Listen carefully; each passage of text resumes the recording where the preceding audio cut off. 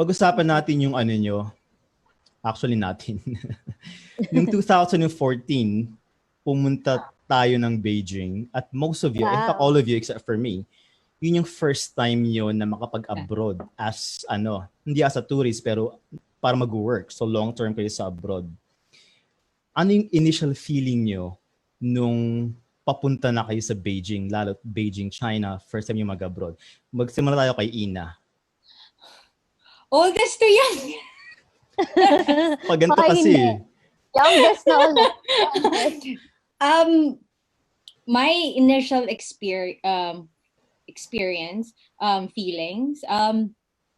Back then Yung it was yung totoo. totoo. Yeah. Back then kasi it was a rough time to go to China. Kasi we have this dispute with the island. So during that time my parents how can I say that? Reluctant. Worried, and to the point that they didn't want to allow me to go to China, which caused like hard relationship between us. But I know that this is something that I want to do, and even though that I am nervous, I am excited, nervous and excited that it's also my dream to work in another country before I settle down or before I have a family in the future. So this is one of the things that I want to do. So I feel na eto na talaga. So I push it. But that's the best experience and best decision that I've made in my life, moving to China. Naalala ko pa nga nun nung nasa kasi yung company provided yung hotel natin. Unang 2-3 days hindi ka lumabas ng hotel. Yeah. I was very nervous. Hindi ko alam ang gagawin ko. So I did go out. Anong kinain mo nun? I remember the family of my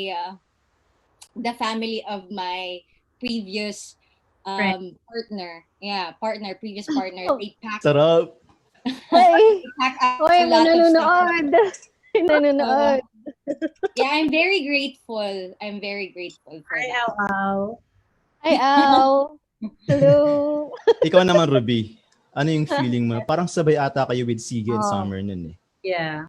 Yes. Ano yung mga nasa isip mo nung papunta ka na sa abroad tapos first time mo din?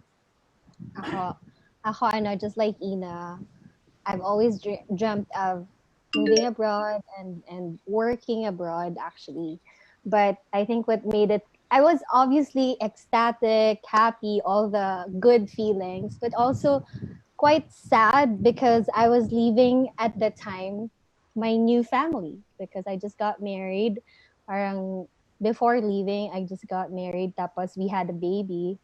And Draco was then just a year and a half.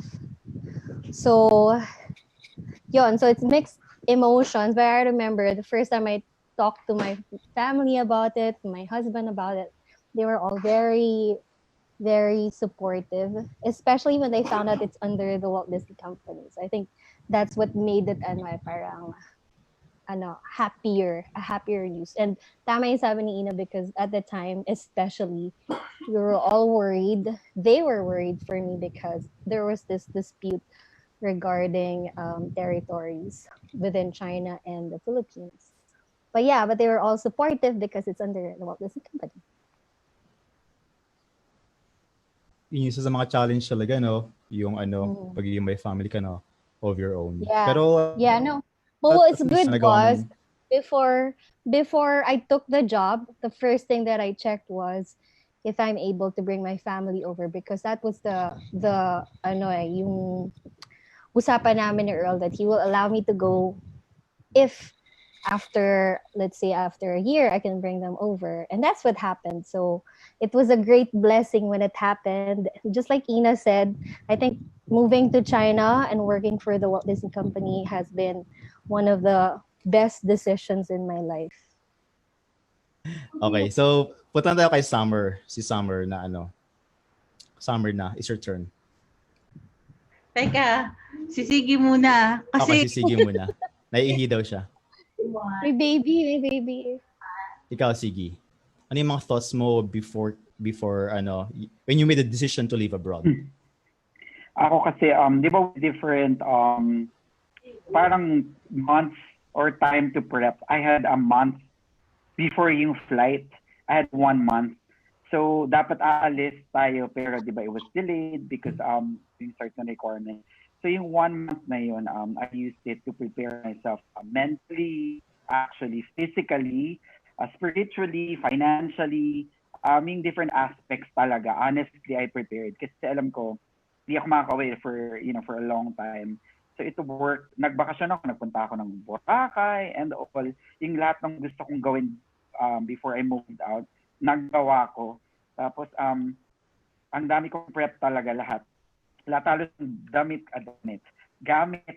lahat puro bago para ma-excite ako. Ako. Wow! Parang yung batang pagpapasok sa school, alam mo yung Parang pencil case, bago, di ba?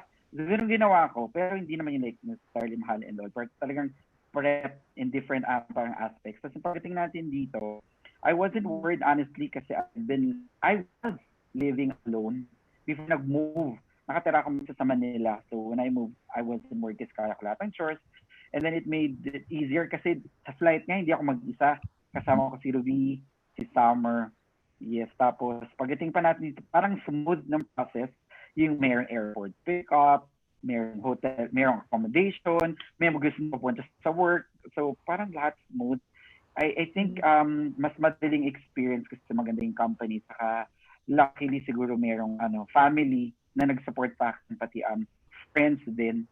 Like kayo magkakasama. Siguro mas mahirap siya kung mag-isa lang ako and kung iba yung condition ko. Pero maganda lahat. Kasi tapang ilang years ko pinag-pray din. Like Ina and Ruby. Ilang years ko pinag-pray. Na 2007, nag-pray ako makapag-abroad. Then dumating na siya. Sabi ko, yun na yun. Yung moment na pinag-pray ko. So, overall, sobrang positive na experience. That's good. Di ba nag-diet ka pa nun eh? Nagpapayat ka pa. Nakita ko yung picture mo sa Boracay. Oh, yes. Nag-diet din ako. Kala ko ba walang laglagan? Sabi ko. Si Summer, ikaw naman, Summer. Sa akin, initial feeling was a little bit worried yung mga kuya ko kasi parang baka scam yung yeah, because everything's free. Yeah. Everything's free. Because lahat is, we're gonna pay for your flight and there's accommodation. Tapos parang the process for application was really, really smooth. So, tapos China siya. So parang, baka scam to. Baka pagdating niyo doon, ibenta ka. Things that usually misconception about China. So that's the initial worry. Pero moving forward, hindi naman ako worried kasi excited ako kasi si Ruby and si Ina, I've known them before pa we started working sa Disney. Si Ruby parang kababata. Tapos si Ina, we worked together. So hindi worried, more on excited kasi living in another country, tapos meron ka na parang agad dala na family and friends. So parang hindi siya as nakakatakot as what you would initially be kung mag-isa ka lang. Yun. Naalala ko yung unang lunch natin together. Linibre tayo ng company. Tapos, very Chinese restaurant, authentic. Tapos talagang very authentic restaurant. Tapos, ang daming food. Tapos, unang sa atin, yung pinatikim tayo ng Beijing duck, di ba? Yeah. Yung parang tuwan-tuwa tayo, ang sarap. Tapos, doon, tumatak sa akin doon yung nauuhaw yung isa sa atin, si Chevy, wala siya dito. Si Chevy, nauuhaw. Tapos binigyan siya, tanghalin tapat yun tapos spring, hindi naman kalamigan. Binigyan siya hot water. Sabi niya, parang magkakatiba ako. Yes. So ito yung mga parang, isa sa mga bumati sa atin in terms of culture shock na parang hindi natin nakaugalian. Yeah. So, yung paglapag nyo ng China, Beijing, ano yung mga surprises na na-encounter nyo na hindi nyo in-expect? Di ba meron tayong perception in China, pagdating nyo, hindi ko in-expect sa Beijing, ganito pala. Ano yung mga yun gumulat sa inyo for the first siguro days or weeks na nandun tayo? Ako that the food. Kasi ako, I love food. And yung Chinese food in the Philippines is very different from, obviously, Beijing food, no? Kasi what we're used to eating pala sa Pilipinas is Cantonese food. So yung mga sweet and sour, pork, Orange chicken. yeah, orange chicken. Those things are all from Hong Kong, Guangzhou area. Pero yung Beijing food is very much different. It's quite salty, medyo oily, pero masarap. Tapos it has a lot of variety. And it's also spicy, diba? So I fell in love with the food, and also, you guys can talk about the others. But I have a lot. Ako, I think, yung surprise na hindi lahat ng nasa China mura. Oh, yeah. So, Not everything in China is cheap. Kasi before, naisip ko na, hindi na lang ako magdadala ng maraming stuff because lahat naman made in China. So, pwede na lang bumili doon. Tapos when we got to Beijing, mahal pala yung mga stuff. Kasi, capital city siya. Hindi siya as parang Divisoria price. Hindi ganoon.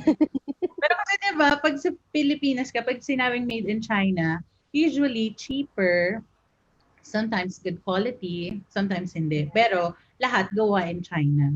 So, pagdating ng Beijing, hindi pala ganun. Ako naman, ang misconception ko, this is my first trip abroad. So, my background is nothing. Like, Philippines is just the standard for me. So, I feel na ang ganda-ganda ng Philippines, ang linis ng Manila.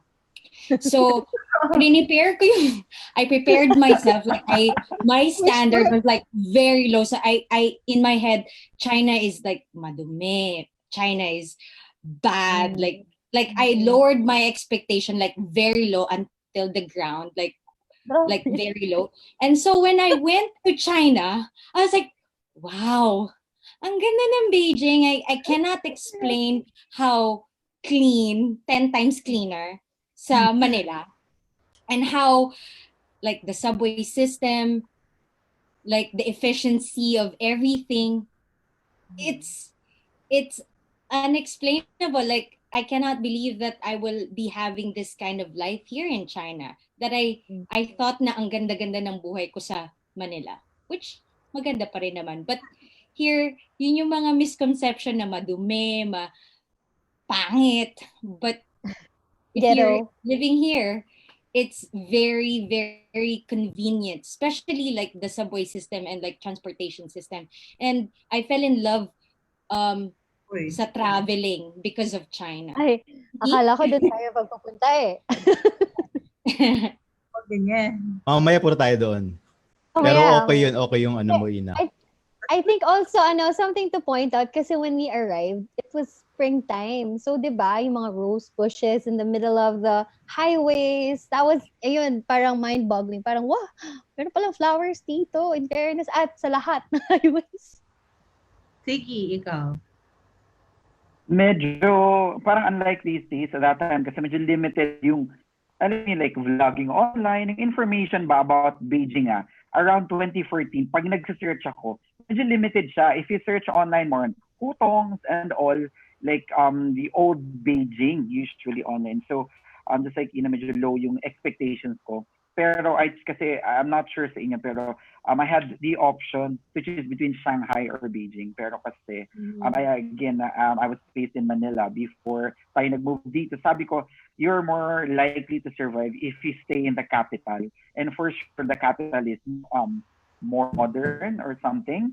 And then when we arrived, sabi ko, tama yung decision. Kasi sobrang iba yung naiisip ko bago. Nakapunta na ako sa certain countries bago nagpunta rito. Pero parang, sabi ko, ganun pala.